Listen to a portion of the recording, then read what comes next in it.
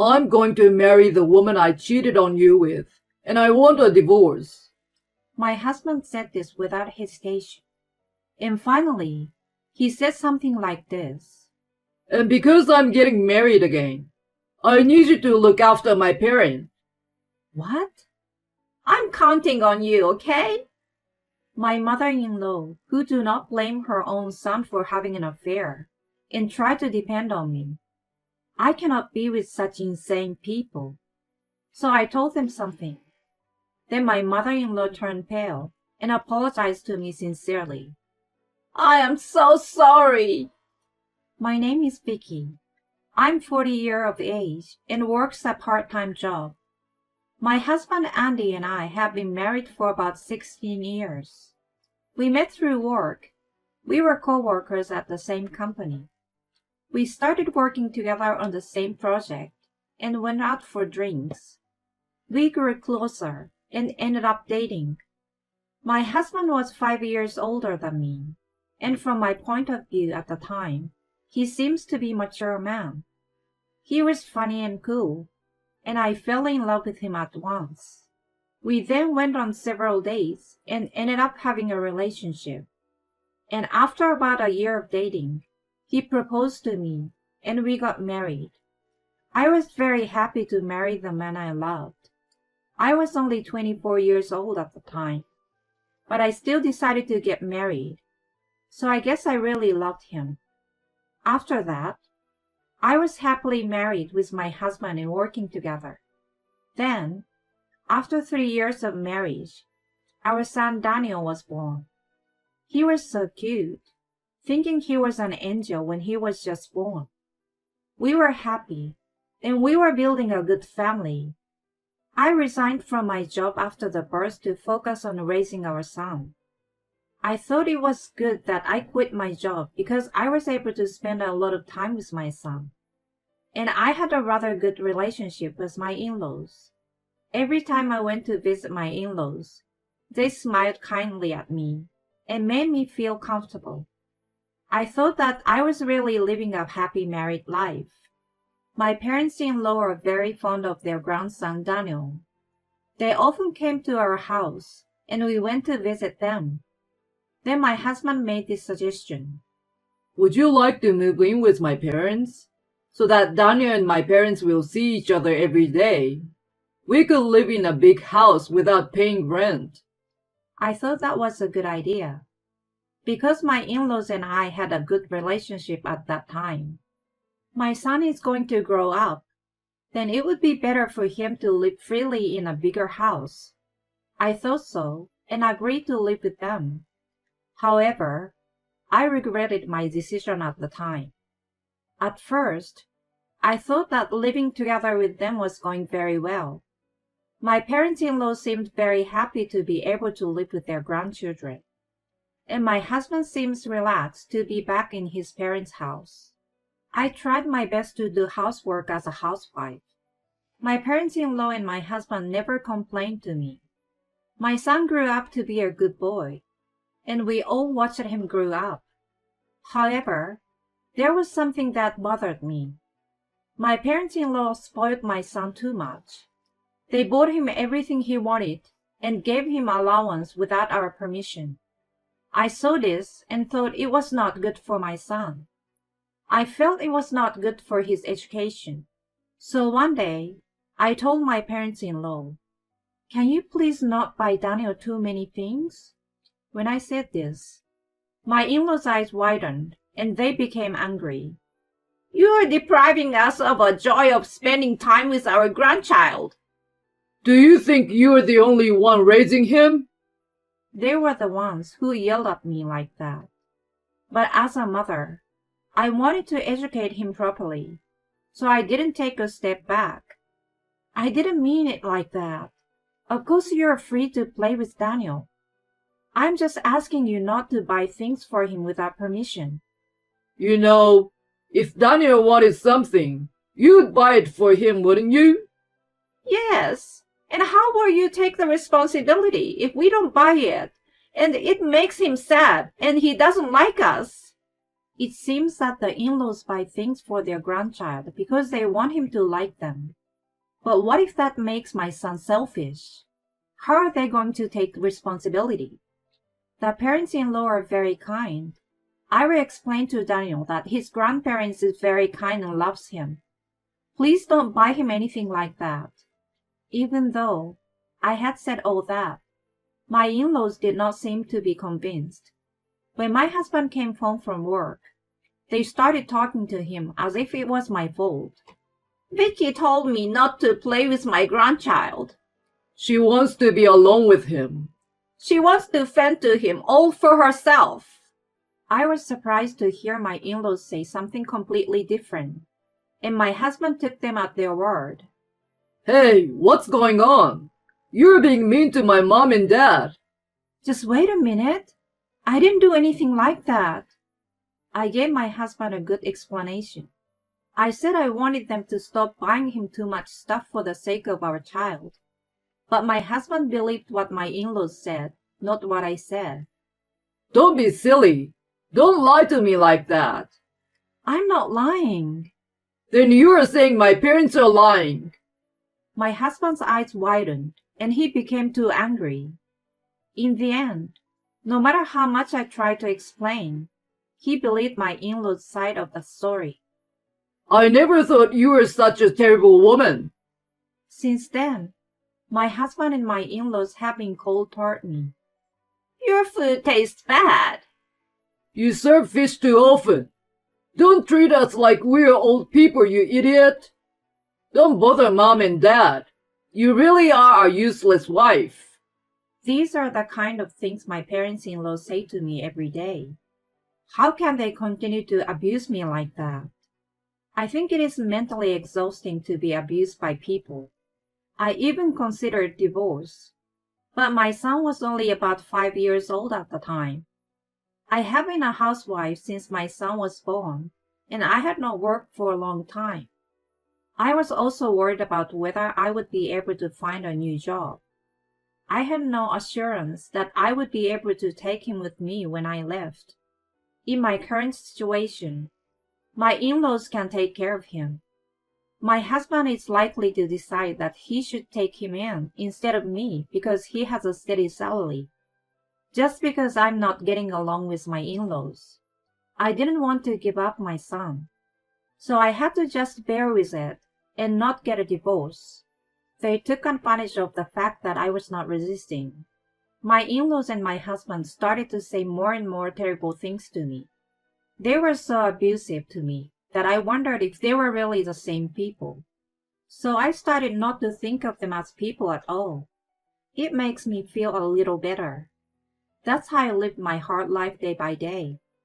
No matter how badly my husband and in-laws treated me, I thought it would be better if I could watch my son grow up by my side. My son grew up so fast that he went to elementary school. I was worried that he might become selfish because my in-laws had given him too many things. He is a good listener at home, and it seems to be the same at school. When his homeroom teacher told me that he was a very kind and considerate child, I was extremely happy, and my son was studying hard and doing well in school. But for some reason, my in-laws made it sound like it was their achievement. It's because of our good teaching, isn't it? That's right. We praise and develop him. We buy him what he wants. That's what's important. I don't understand how buying him what he wants will improve his grades. But my parents-in-law seem to want to involve themselves in everything. I was just trying to give them credit for their son's own hard work while listening to them appropriately. I never tried to get his affection by buying things like my in-laws did. My son still adored me. He would always say, "Mom, Mom," and tell me about things that happened at school. I guess my in-laws didn't like that. When my son reached the middle school years of elementary school, the amount of things he needed got expensive. Until then, it was just sweets and toys. But at that time, they bought him the latest game consoles and software. No matter how much I tried to stop my parents-in-law, it was not enough. I told my son not to play too much and to be punctual and keep his promises. But even then, my in-laws were a pain in the ass. Don't you feel sorry for him? That you have to stop him from playing when he still wants to play? We bought it for Daniel because we wanted him to enjoy it. I reported it to my husband, and he yelled at me, which became the usual norm. I was already completely disgusted, and already completely dumbfounded. All I wanted was for my son to grow up to be a good man. That was how I spent my days. Time went by, and my son turned 13 years old. He was now a junior high school student, and as he entered puberty, I faced a lot of difficulties as a parent. While I was thinking about this, an unexpected problem occurred. It was a holiday. My husband suddenly called me into his bedroom and said he wanted to talk to me. I said, "What on earth do you want me here for?" I was completely out of touch with my husband, so I was sure he had no intention of doing so. As I was thinking about this, my husband suddenly made a surprising statement. I'm going to marry the woman I'm cheating on you with. What? Divorce? I was surprised at an unexpected words coming from my husband. Well, it's no wonder you're surprised. I've been trying to keep it from you, but I thought it was time to tell you. My husband said that to me without hesitation. Why did he decide to publicly tell me that he was having an affair? Well, I don't know what a stupid person thinks. And then, he even said something like this. And because I will be marrying someone else, I'm going to ask you to take care of my parents too. What? Wait a minute. We are getting a divorce, right? Then I will have to live with Daniel, won't I? When I said that, my husband said something outrageous. I'm the one who is leaving. What? What do you mean? I'm going to leave this place and start a new married life with my new wife. I'm worried about my parents and the kid, so I'm leaving you in charge of the house. You have a house and you get to live with Daniel, so it's a win-win, right? I was shocked. It was not a win-win situation at all. I was at a loss for words. So I will tell my parents about it right away, my husband said, and suddenly started to head for the living room. I hurried after him. He gave the same explanation to my parents-in-law as he had given to me. I thought they would be angry with him. My in-laws were also crazy people. They said, "Yes, we will miss you, but it can't be helped." I agree. I think it's better for newlyweds to spend time alone together. We'll be fine as long as this woman takes care of us. My in-laws, who don't blame their own son for having an affair, and try to rely on me. If you want to leave, I will make sure you leave Daniel behind. If you want to leave, you're the only one who leaves. I can't be with these insane people. I told them something. Let me tell you something. I can claim alimony because it is my husband's fault, and I'm divorced. And I have a better chance of getting my son. What? What do you mean? Because my husband committed adultery. Isn't it better for him to live with someone who hasn't committed adultery? Wait a minute. So you're living with Daniel?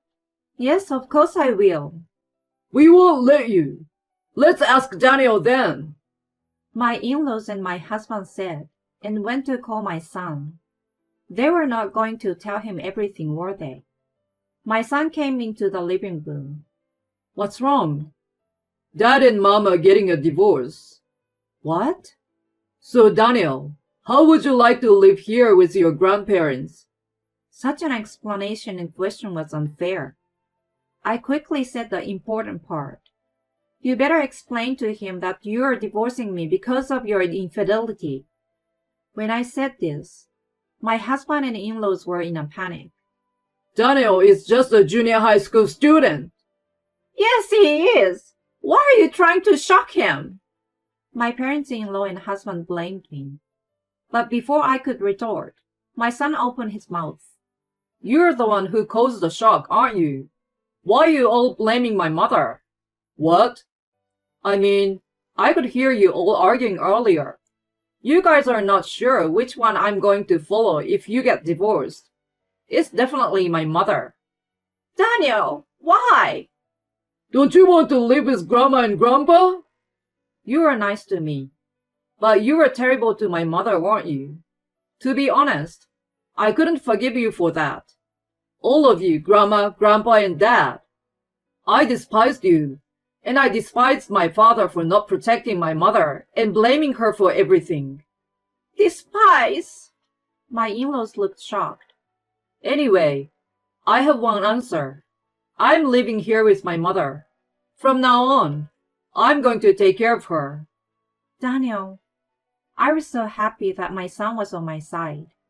Then my in-laws turned pale and did their best to apologize to me. We are so sorry. I apologize, so please don't leave this house. I don't want my grandchild to leave.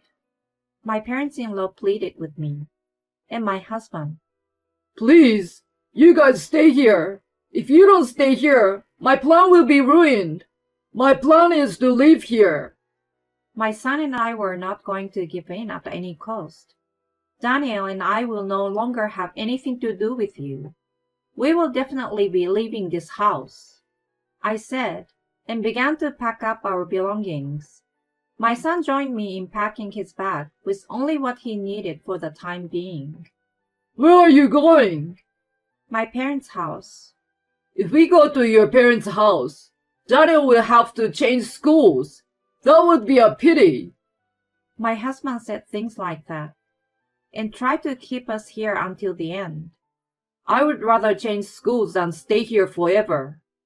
You should first be sorry for what you have done. Do you have any idea how much of the terrible things you have done to your family? My husband is admonished that way by a child who has just started junior high school. I found it hilarious and struggled to hold back my laughter. My husband looked down, his face turning blue. My parents-in-law were so exhausted that they just slumped down on the floor. My son and I left the house, with him by my side, and drove to my parents' house. I then hired a lawyer and demanded a divorce from my husband, alimony and child support. Of course, I also demanded alimony from the adulterer. My husband thought that if we stayed with his parents, he would not have to pay child support. However, everything did not go as planned, and as a result, he had to pay alimony and child support. In addition, the adulterous partner told him that the story was different, and he was eventually dumped. He is currently staying with his parents and putting most of his income towards alimony and child support. By the way, I told my in-laws' neighbors about the incident. I also sent a content-certified letter to my ex-husband's workplace. People around my ex-husband know about the affair. My ex-husband and in-laws are being looked at coldly by everyone around them.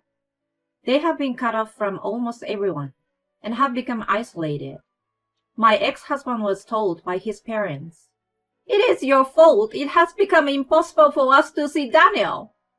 I heard that he was stuffed. My earnings have made you guys rich until now. My ex-husband sent me a message saying sorry, and that he wanted to get back together with me. I only read the messages and blocked my ex-husband. I also blocked all incoming calls so that he could not contact me at all. And after I went back to my parents' house with my son, I started working as a clerk at a company that my father knew. Now I'm raising my son as a single mother with the support of my parents. My son has remained a kind-hearted child despite all that has happened. He seems to be adjusting well to his new school. I will continue to work as hard as I can and watch my son grow up.